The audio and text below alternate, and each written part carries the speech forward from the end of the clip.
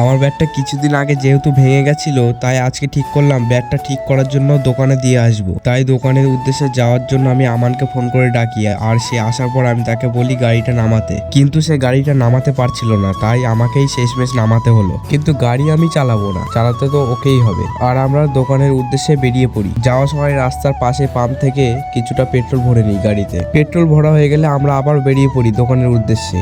আর আমাদের ভাগ্য দেখো, এই রেলগেটে যতবারই এসছি তার বেশিরভাগ টাইমেই গেটটা নামানো থাকে, কিন্তু আজকে সেটা ব্যতিক্রম। আর এই রাস্তাটা আমার বেশ ভালোই লাগে, দুই পাশে দুটো বড় বড় পুকুর, মাঝখান দিয়ে রাস্তা। আর অবশেষে আমরা বিশ্ব ব্যাট সেন্টারে পৌঁছেই যাই। আর এইখান থেকে আমাদের পাড়া সব ছেলে পেলে ব্যাট কিনে নিয়ে যায়। আর আমার ব্যাটটাও এখান থেকেই কেনা। আর দেখো কতগুলো ব্যাট পড়ে রয়েছে, মনে হচ্ছে সব নিয়ে নিই, কিন্তু পয়সার বড্ড অভাব। আর দোকানের এক পাশে ব্যাট রিপেয়ারিং এর কাজ চলছে, আর অন্যদিকে নতুন ব্যাট তৈরি হচ্ছে। আর আমার ব্যাটটা যেহেতু রিপেয়ারিং হবে, তাই আমি দোকানের মালিকের জন্য ওয়েট করি। আর সে আসার পর সে আমার ব্যাটটা নিয়ে তার কেবিনে চলে যায়। কেবিনের ভিতর যাওয়ার পর সে আমার ব্যাটের উপর কি কি কাজ হবে সেটা লিখতে থাকে, আর আমাকে একটা ভালো মানের ব্যাটের হ্যান্ডেল দেখায়, যেটা আমি আমার ব্যাটে লাগাতে বলি। সবকিছু ঠিকঠাক হয়ে গেলে সে বলে এক সপ্তাহ পর এসে ব্যাটটা নিয়ে যেতে, আর আমি তার হাতে টাকা দিয়ে দিই। আমার কাজ হয়ে যাওয়ার পর আমরা এখান থেকে বেরিয়ে যাই। আর তোমাদের যদি আমার ভিডিও ভালো লেগে থাকে তাহলে লাল বাটনটা প্রেস করে দিও।